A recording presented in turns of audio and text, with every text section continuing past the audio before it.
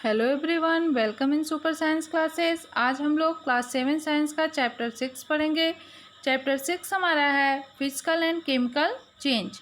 ये चैप्टर 6 का पार्ट 3 है, जिसमें हम लोग रस्टिंग ऑफ आयरन के बारे में पढ़ेंगे। ठीक है, रस्टिंग ऑफ आयरन का मतलब क्या होता है? लोहे में जंग लगना।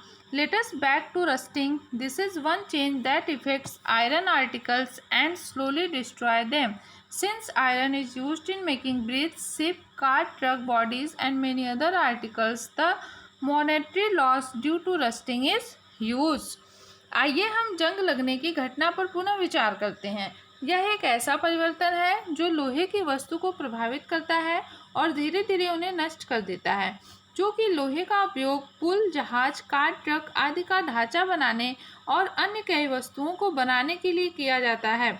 अतः जंग लगने के कारण होने वाली आर्थिक हानि बहुत अधिक होती है।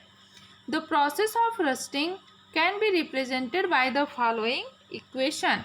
जो रस्टिंग की प्रोसेस है वो फॉलोइंग इक्वेशन के द्वारा शो की गई है। देखिए क्या इक्वेशन है। आयरन है, ठीक है।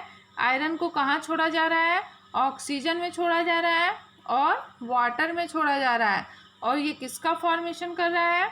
Fe2O3 आयरन ऑक्साइड का फॉर्मेशन कर रहा है। यहाँ पे रिएक्टेंट क्या क्या है? आयरन, ऑक्सीजन और वाटर। प्रोडक्ट क्या है? Iron oxide. ठीक है, तो आयरन, ऑक्सीजन और वाटर ये तीनों कंबाइन होकर एक न्यू प्रोडक्ट आयरन ऑक्साइड का फॉर्मेशन कर रहे हैं। तो रस्टिंग की प्रोसेस में कौन सी चेंजिंग हुई? केमिकल चेंजिंग हुई। Clear?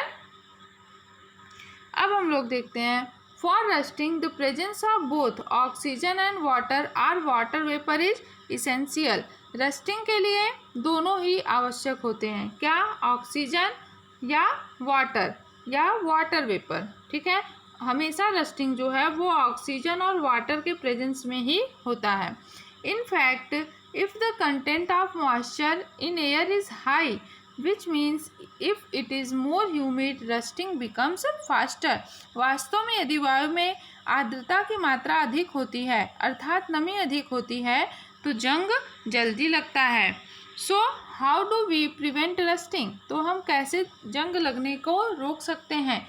Prevent iron article from coming in contact with oxygen और वाटर आर बोथ। लोहे की वस्तु को ऑक्सीजन अथवा जल अथवा दोनों के संपर्क में आने से बचाकर ही ऐसा किया जा सकता है।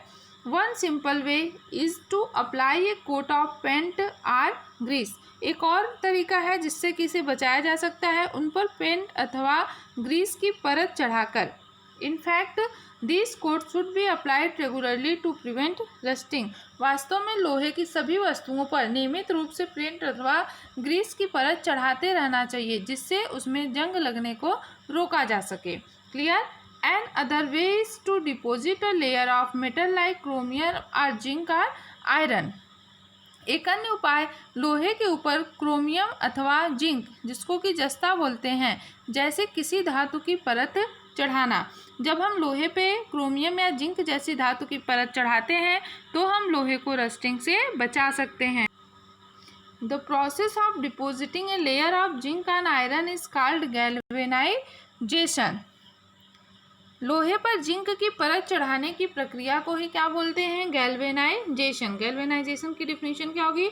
The process of depositing a layer of zinc on iron is called galvanisation. लोहे पे जिंक की परत चढ़ाने को ही क्या बोलते हैं हम लोग? Galvanisation. The iron pipe we use in our homes to carry water are galvanise to prevent rusting. आप अपने घरों में पानी की आपूर्ति के लिए उपयोग किए जाने वाले जो लोहे की पाइप है उस पर गैल्वेनाइजेशन ही कराते हैं, जिससे कि उसमें जंग नहीं लगता।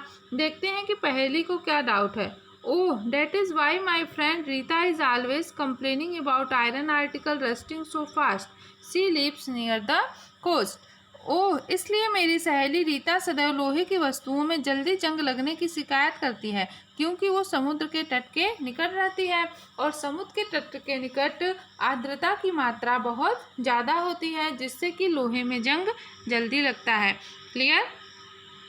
You know that ship are made of iron and a part of them remains under water.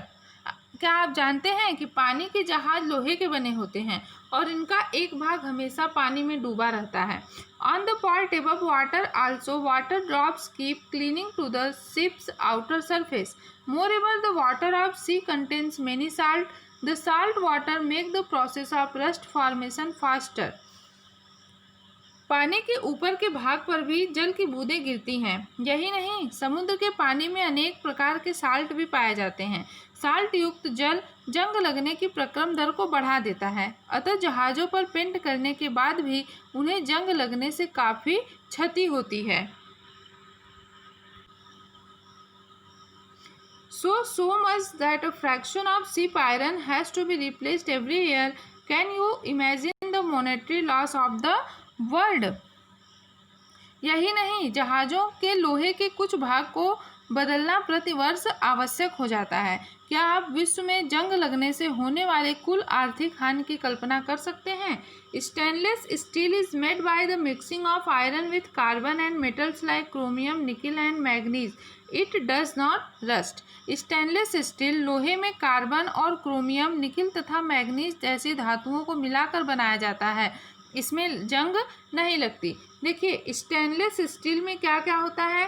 Carbon और कुछ धातु, या तो क्रोमियम, निकिल या मैग्नीज जैसी कुछ धातुएं होती हैं कार्बन के साथ। किसमें? स्टेनलेस स्टील में, जिससे कि उसमें जंग नहीं लगता। ठीक, अब हमारा नेक्स्ट टॉपिक क्या है? क्रिस्टलाइजेशन। क्रिस्टलाइजेशन का मतलब क्या होता है? क्रिस्टलीकरण। In class 6 you have learn that salt can be obtained by the evaporation of sea water. Class 6 में आप पढ़ चुके हैं कि जो साल्ट होता है वो समुद्र जल को इवोपरेट करके प्राप्त किया जाता है। The salt obtain in this manner is not pure. जो साल्ट इस तरीके से प्राप्त किया जाता है वो शुद्ध नहीं होता। एंड शेप ऑफ इस crystal can not been seen clearly. और इसके क्रिस्टल का जो शेप होता है उसको हम साफ नहीं देख सकते। However large crystal of pure substance can B formed from their solution. The process is called crystallization. It is an example of physical change. तथापि किसी पदार्थ के शुद्ध क्रिस्टल उसके विलयन से प्राप्त किए जा सकते हैं। यह प्रक्रिया क्रिस्टलीकरण कहलाती है। यह भौतिक परिवर्तन का एक उदाहरण है। अब इसके लिए हम लोग देखेंगे एक्टिविटी 6.9 की। एक्टिविटी 6.9 क्या कहती है? Take a cup full of water in a beaker and add few drops of dilute sulfuric acid. Heat the water. When it starts boiling, add copper sulfate powder slowly while stirring continuously. Continue adding copper sulfate powder till no more powder can be dissolved. Filter the solution. देखिए, आपको करना क्या है?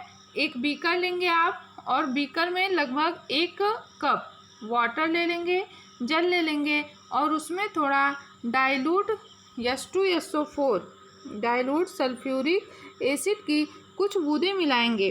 अब जल को क्या करेंगे? गर्म करेंगे, हीट करेंगे।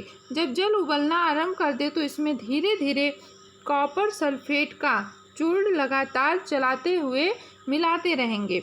कॉपर सल्फेट का चूर्ण मिलाना तब तक जारी रखें जब तक कि उसमें और कॉपर सल्फेट घुलना संभव न हो। जब इस विलयन में, इस सॉल्यूशन में कॉपर सल्फेट घुलना बंद हो जाए तब उसको रहने दें। विलयन को फिल्टर पेपर की सहायता से छान लें तथा इसको ठंडा होने दीजिए। Do not disturb the solution when it is cooling. और जब विलयन ठंडा हो रहा हो तो उसको डिस्टर्ब मत करिए। Look at the solution after some time. कुछ देर बाद विलयन को देखिए। Can you see the crystal of copper sulphate. क्या आपको कॉपर सल्फेट का क्रिस्टल दिखाई देता है? इफ़ नॉट, यदि नहीं, wait for some more time, तो कुछ और समय तक प्रतीक्षा कीजिए। ठीक है, ये देखिए यहाँ पे दिखाया गया है किस तरह से कॉपर सल्फेट का क्रिस्टल बनता है। ठीक,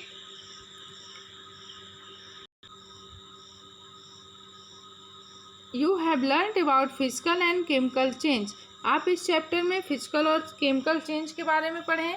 try to identify changes that you observe around you as physical और केमिकल चेंज।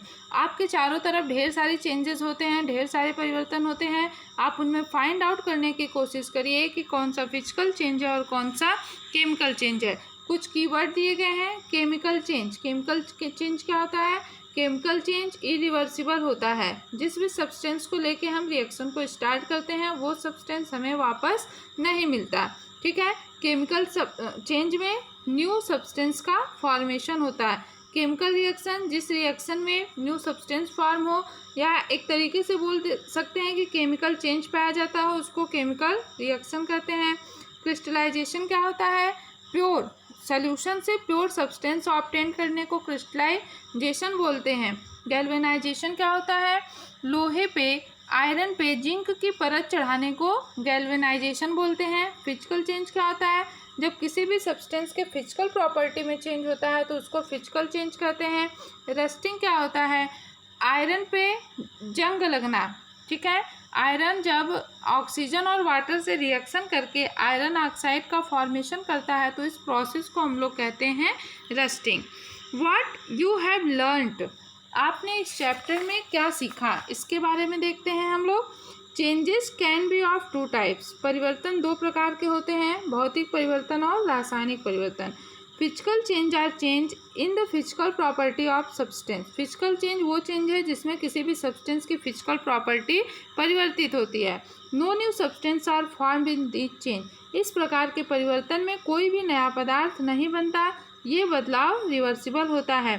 केमिकल चेंज में नया पदार्थ बनता है। Some substance can be obtained in pure state from their solution by crystallisation, कुछ पदार्थों को क्रिस्टलीकरण द्वारा उनके विलयनों से शुद्ध अवस्था में प्राप्त किया जा सकता है। Clear? Thanks for watching video.